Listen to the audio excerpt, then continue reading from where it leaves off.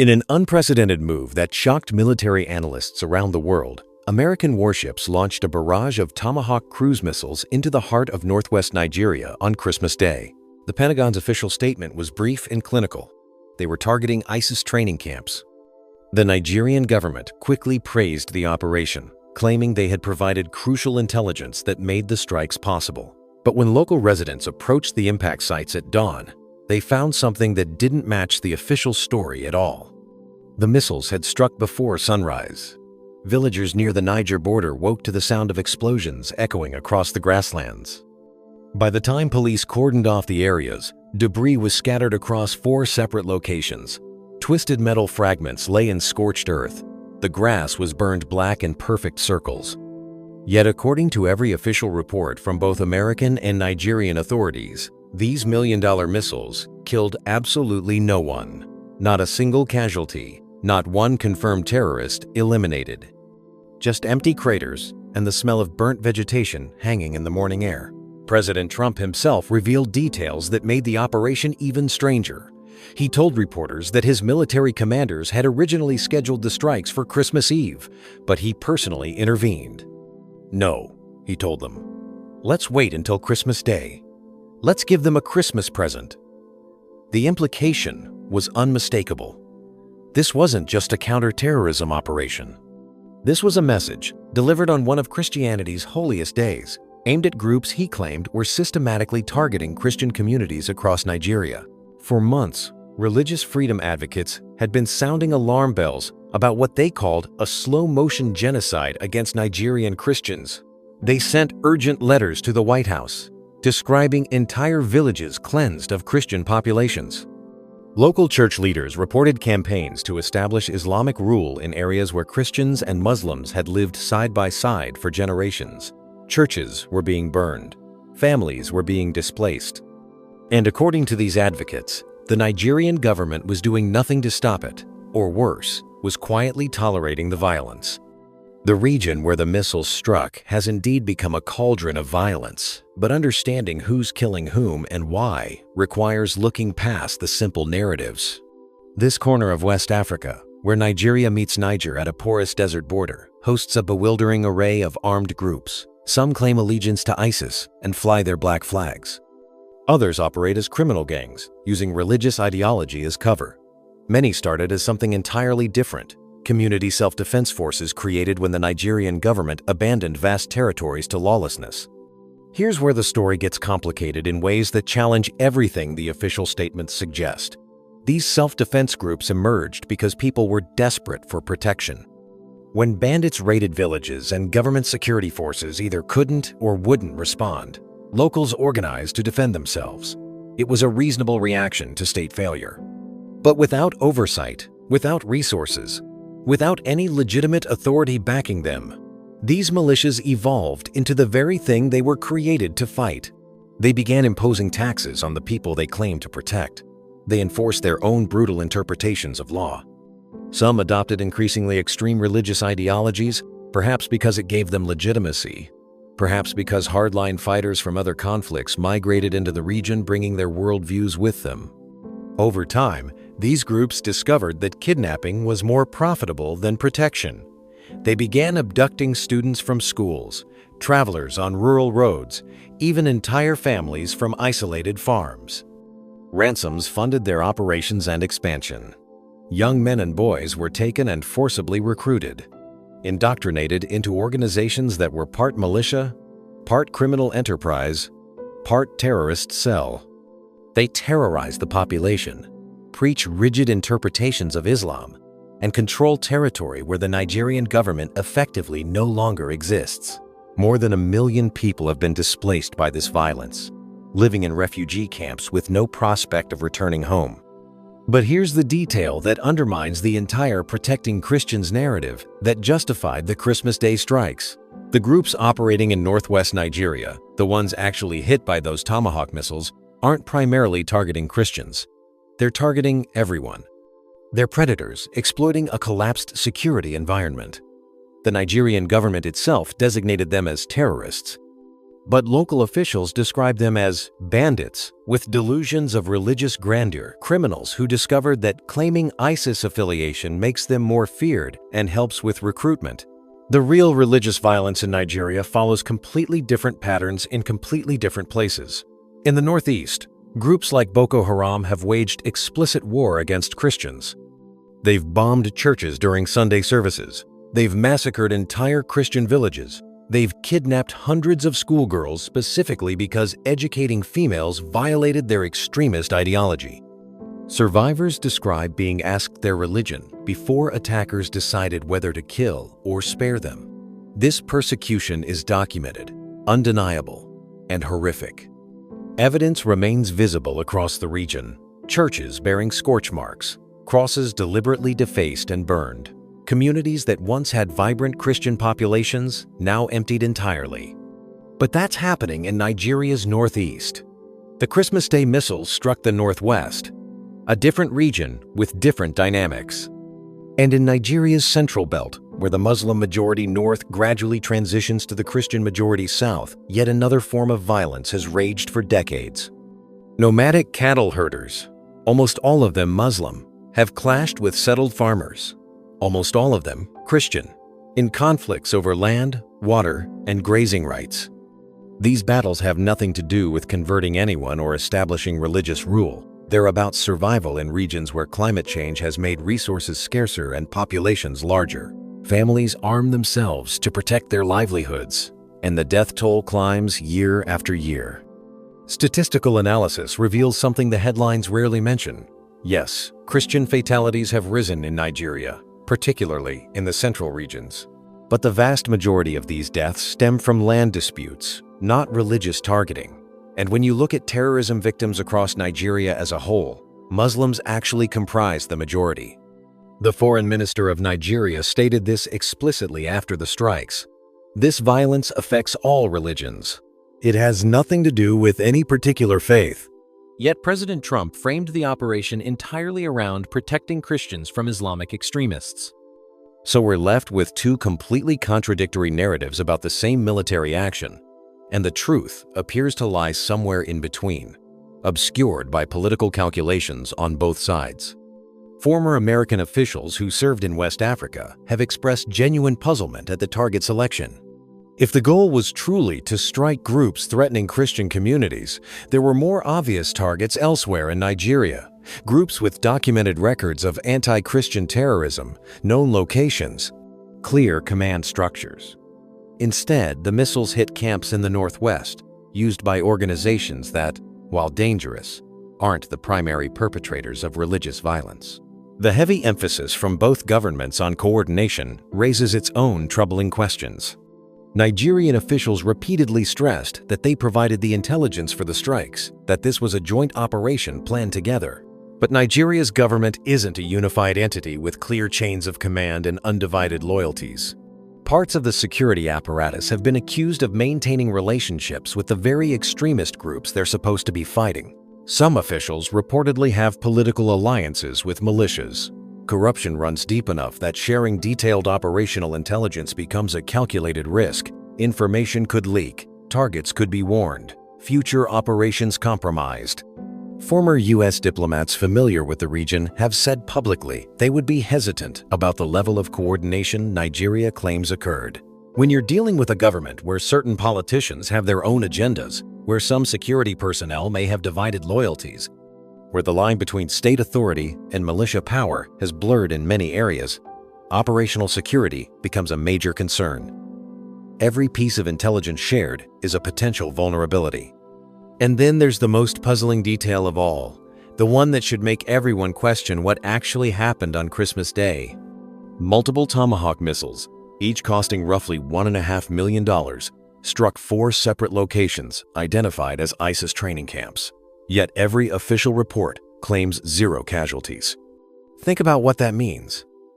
Either these training camps were completely abandoned at the moment of impact, or they were never really training camps in any meaningful sense. Either the intelligence was so precise it identified the exact facilities where no one would be present, or it was fundamentally flawed from the start. Training camps exist to train fighters. Empty training camps serve no purpose if these facilities had no one in them. It suggests the intelligence Nigeria provided was either outdated, inaccurate, or deliberately misleading. If they did have people, but those people somehow evacuated before the missiles arrived, it suggests operational security was compromised and targets were warned. Neither scenario reflects well on the claimed coordination between American and Nigerian forces. The strikes weren't happening in a vacuum. This entire region of West Africa has been destabilizing for years. Niger, just across the border, faces its own crisis with armed groups controlling vast territories. Mali's government has effectively collapsed into military rule, and extremist organizations have filled the power vacuum.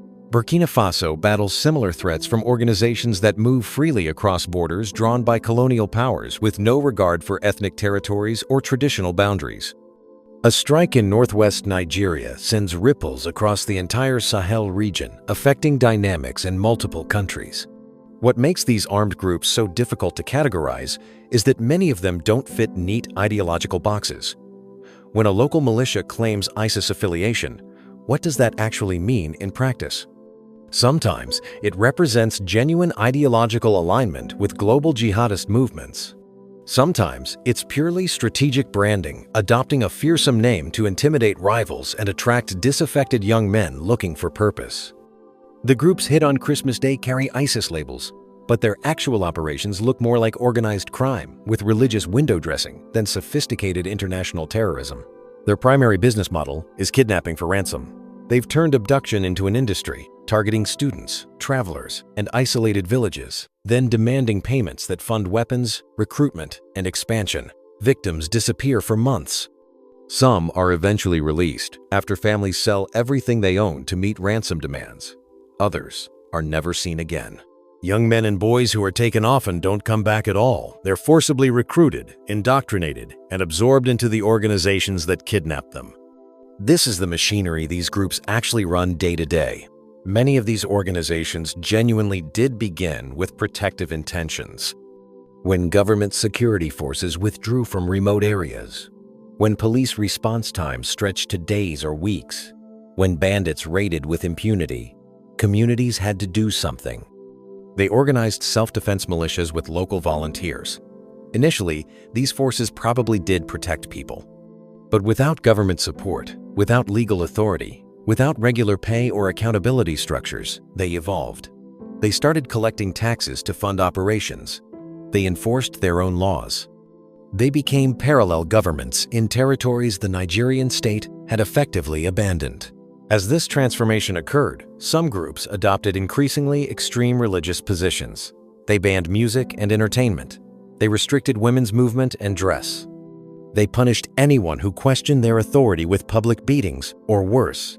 Veteran fighters from conflicts in Somalia, Libya, and Syria migrated into the region, bringing hardline ideologies and combat experience. What started as community defense curdled into religiously justified authoritarianism. Yet even acknowledging all of this, the fundamental question remains.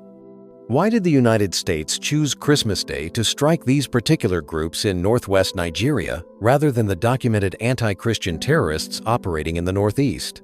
Military analysts looking at the same intelligence surely knew where the actual religious persecution was concentrated. They knew which groups had explicitly targeted Christians and which ones were criminals with religious pretensions operating in a security vacuum. Perhaps the answer has less to do with military strategy than political messaging. This operation sent multiple signals simultaneously to American evangelical voters concerned about Christian persecution worldwide, to the Nigerian government about American willingness to use force in Africa, to armed groups across the region, that U.S. military power can reach anywhere. The actual damage to terrorist infrastructure, the actual impact on violence against Christians, may have been secondary considerations. There's also the uncomfortable possibility that this strike was convenient rather than optimal. The Nigerian government wanted to demonstrate it was taking action against the groups plaguing the Northwest. The Trump administration wanted to show it was protecting Christians abroad. A joint operation served both political needs, even if the military logic was questionable. Both governments could claim success regardless of whether the right targets were hit or any terrorists were actually killed. Public statements from Nigerian officials after the strikes emphasized that this violence affects all religions, that Muslims die in greater numbers than Christians across Nigeria as a whole. Yet those same officials praised an operation explicitly framed by the American president as protecting Christians. The contradiction reveals the complex political dance both governments are performing, each telling different audiences what they want to hear, while obscuring the messier reality. What former U.S. officials point out is that calling attention to Nigeria's failures does create pressure. International scrutiny forces governments to respond, to allocate resources they might otherwise divert elsewhere, to demonstrate they're addressing crises they'd prefer to ignore. Shame works as a diplomatic tool, but it also triggers defensive reactions and can poison future cooperation. The Nigerian government is now in the awkward position of being both praised for providing intelligence and implicitly criticized for failing to protect its own citizens. Nigeria isn't a failed state lacking resources. It has Africa's largest economy, substantial oil wealth, and a military with hundreds of thousands of personnel.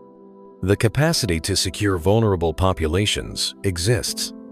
What's missing is the unified political will to prioritize that security over competing interests: political, economic, and personal. Some Nigerian leaders genuinely want to protect all citizens regardless of religion or ethnicity. Others have their own calculations, their own alliances, their own reasons for allowing certain forms of violence to continue unchecked. When analysts describe double agendas within Nigerian politics, they're pointing to officials who publicly condemn extremism while privately maintaining relationships with extremist groups. They're identifying security forces that selectively enforce law based on political or ethnic considerations. They're exposing the gap between what the government says it's doing and what actually happens on the ground in places where state authority has collapsed. Military strikes can disrupt operations temporarily. They can destroy infrastructure and eliminate key personnel, though in this case that apparently didn't happen. But cruise missiles cannot rebuild collapsed governance systems. They cannot resolve disputes over land and water that have turned deadly. They cannot create political will where it doesn't exist. They cannot address the root causes that allowed these armed groups to emerge and flourish in the first place. The long-term solution requires Nigerian leadership that prioritizes security for all citizens equally, that restores government presence in abandoned territories, that addresses the economic desperation driving young men into militia recruitment, that prosecutes officials who collaborate with extremists regardless of their political connections.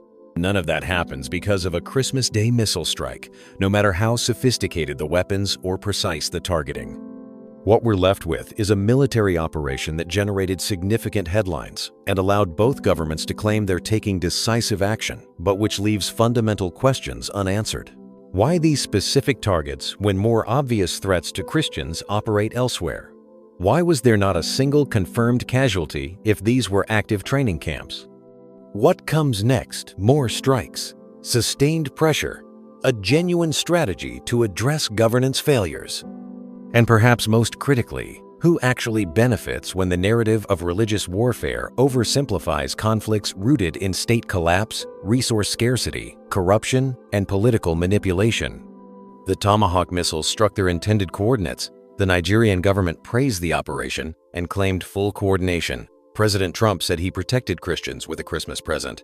But in the scorched earth and empty craters of northwest Nigeria, in the displacement camps holding 1 million refugees, in the villages still terrorized by armed groups flying ISIS flags while running kidnapping enterprises, the uncomfortable truth remains. The right answers require asking harder questions than either government seems willing to confront. And until those questions get asked, the violence will continue, regardless of how many missiles are launched or how many press releases declare success.